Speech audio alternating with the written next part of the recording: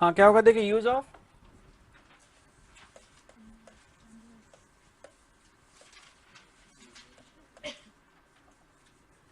तो देखिए अनलेस क्या होता है, अभी खुद नेगेटिव है, क्या मीनिंग देता है ये,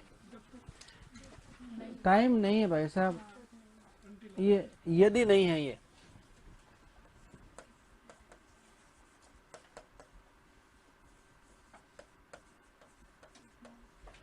क्या मीनिंग देगा, ये इफ नॉट का मीनिंग देगा है, यदि नहीं।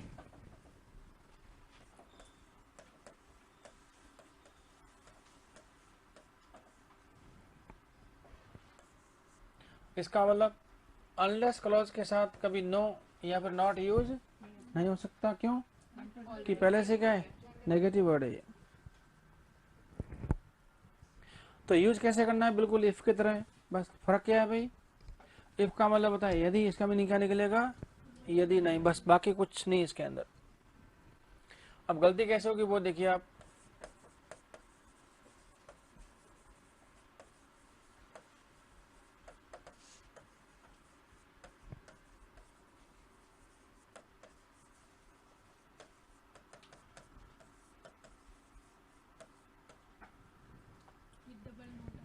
क्या लिखा, unless you do not work hard you will fail. क्या होगा देखिए, आप फेल हो जाओगे यदि मेहनत नहीं करोगे, तो ये इसका मीनिंग निकल के आ रहा है, बट इसमें थोड़ा सा गड़बड़ हो रहा है, जानते क्या, अनलेस कुछ कैसा है, इसका मतलब ये नॉट नहीं है तो क्या हटेगा यहाँ से, नॉट, और नॉट हटेगा तो नॉट का साथी भी हटेगा, तो डू किसकी वजह से आया था भाई, अब जो नॉट नहीं रहा तो बाकी क्या बना आपका फाइनली ये, अनलेस यू वर्क हार्ड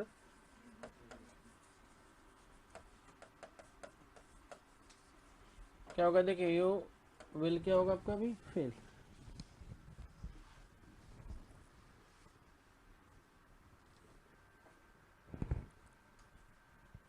अब बताइए बाकी कैसा आपका पॉजिटिव है या नेगेटिव है? तो एक बात भाई साहब, और एक बात, दोनों कान खोल के सुन लो है, दोनों कानों से अंदर जाना चाहिए, बाहर नहीं जाना चाहिए मैटर। सेंटेंस तब तक नेगेटिव नहीं होता जब तक उसमें नो और नॉट नहीं होता है। तो सेंटेंस का मीनिंग सेंटेंस डिसाइड नहीं करता है, सेंटेंस का स्ट्रक्चर। ये आपका कैसा है स्टेटमेंट है, ये पॉजिटिव स्टेटमेंट है आपका, मीनिंग डिसाइड नहीं करेगा, वाक्य का स्ट्रक्चर, ठीक है ना, कौन डिसाइड करेगा, वर्ड्स। तो जब तक नो और नॉट नहीं है तब तक नेगेटिव नहीं हो सकता।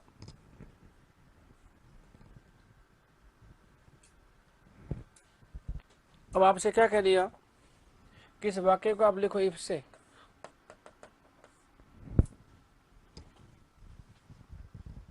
अरे आपको बोल दे कि वाक्य को इफ से लिखो तो कैसे लिखेंगे आप, तो क्या बनेगा देखिए, if you do not work hard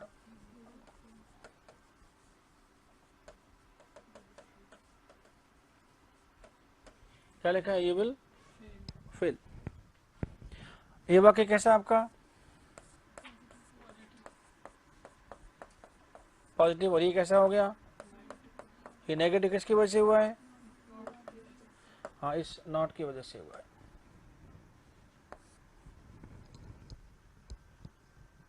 तो इस वाक्य का दो तरह से पूछा जा सकता है एग्जाम में, कैसे, अनलेस से आपको दे दिया और क्या बोल दिया आपसे कि वाक्य कैसे लिखो, इफ से लिखो, या फिर क्या बोल दिया कि इस वाक्य को आप नेगेटिव बनाओ, किसको, अनलेस को। तो अनलेस नेगेटिव कैसे बनेगा आपका, और इसे क्या बोल दिया कि इसको पॉजिटिव बनाओ, तो कैसे बनेगा ये, अनलेस।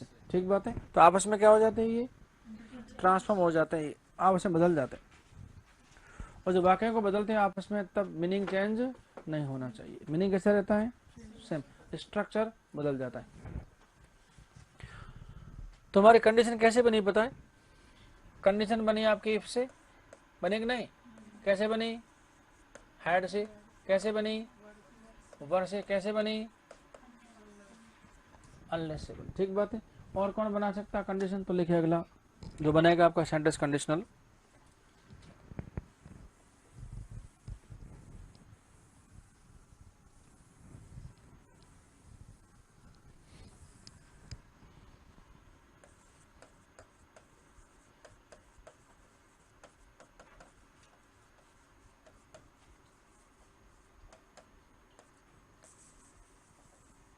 क्या लिखा देखिए, यूज ऑफ प्रोवाइडेड दैट।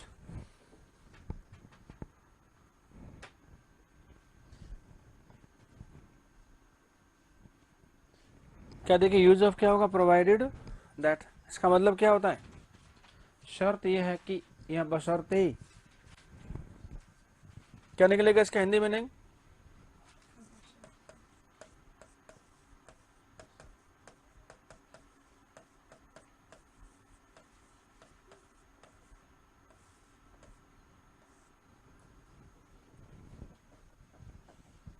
इसका जो मीनिंग इफ का वो इसका सेम टू सेम है, अलग थोड़ी है।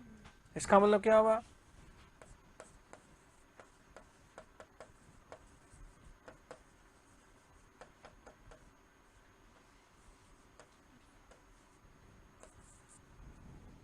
इसका प्रोवाइडेड दैट को लिखा जा सकता है कैसे, इफ से। दोनों का मीनिंग क्या है, इसका इन दोनों को एक दूसरे की जगह पर यूज किया जा सकता है, कोई दिक्कत ही नहीं है।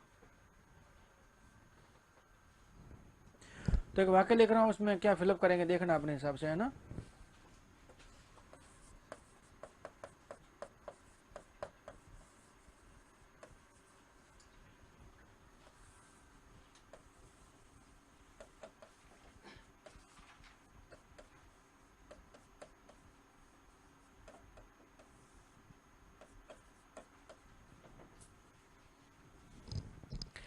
क्या लिखा देखा, I will let you go, मैं आपको जाने दूंगा इस शर्त पर कि आप मुझे क्या कर दोगे, सच बता दोगे। इसका ना, यदि आप मुझे सच बता दोगे तो मैं आपको जाने दूंगा।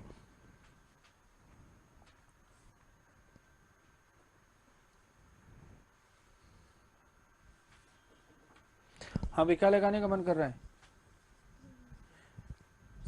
जैसे खालिस्तान दिख रही, वैसे तो प्रोवाइडेड थोड़ा ठीक लग रहा है, खालिस्तान बड़ी सारी दे रखी है। अरे दोनों आ सकता है,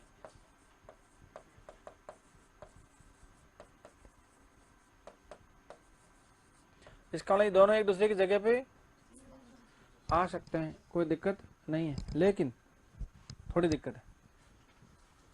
क्या,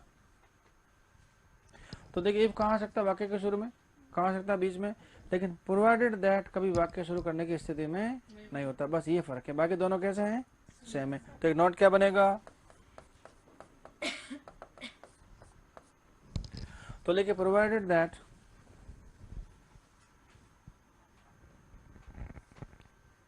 देखिए, प्रोवाइडेड दैट वाक्य के शुरू में यूज नहीं होता है।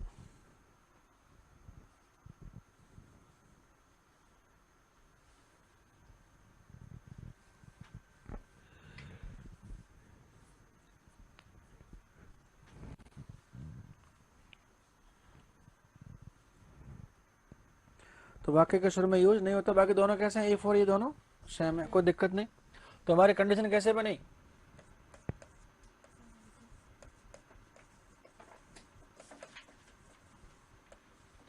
तो द कंडीशन बनी if had were unless provided that, ठीक बात है। अब देखिए अगला सेंटेंस क्या करेंगे, अब उसमें अब रिक्त स्थान की पूर्ति करेंगे।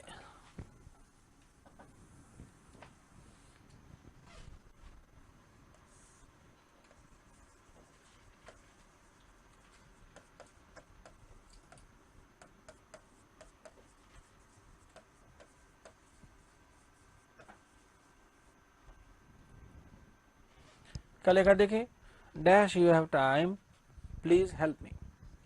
इसका यदि आपके पास समय हो तो कृपा करके मेरी सहायता करो या सहायता करना।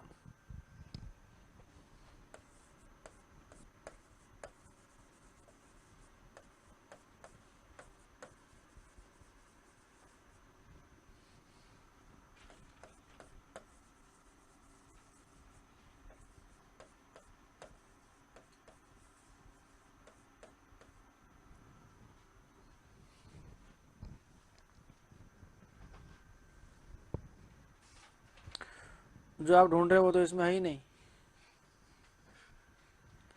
भाई, जो आप ढूंढ रहे हो वो तो इसमें है ही नहीं। लगा भी दिया पहले ही, अच्छा। अब ये क्वेश्चन आपके एग्जाम में आ गया और मीनिंग तो वो है कि यदि आपके पास समय हो तो क्या करना, कृपा करके मेरी सहायता करना, मदद करना। अब मान लो जब है नहीं जो ढूंढ रहे वो इफ नहीं है इसमें, अब नहीं है तो नहीं है। अब बताओ क्या क्या लगाने का मन कर रहा है भाई? हाँ वुड आएगा ना, क्यों आएगा? क्योंकि लिखा है ना प्लीज, क्योंकि वुड में होता है एक बहुत कैसा पोलाइट रिक्वेस्ट का भाव होता है उसके अंदर, ठीक है। लेकिन यहाँ पे मामला वो नहीं है। कैसे पता चला? भाई चारों में से एक तो आना ही आना है ना, है भाई? हाँ शुड तो क्या कर दो, कैंसिल कर दो, ठीक है चलो शुड तो हो गया कैंसिल। अब क्या बचा? वुड। वुड कुछ ठीक ठाक लग रहा है मेरे ख्याल से, और कुड भी समवट अजीब से लग रहा है, और माइट कैसे भाई? तो हाँ तो इसमें ऐसे ही होता है। और अक्सर ऐसा जिसको पहली बार काटते हैं वही आंसर हो जाता है कई बार।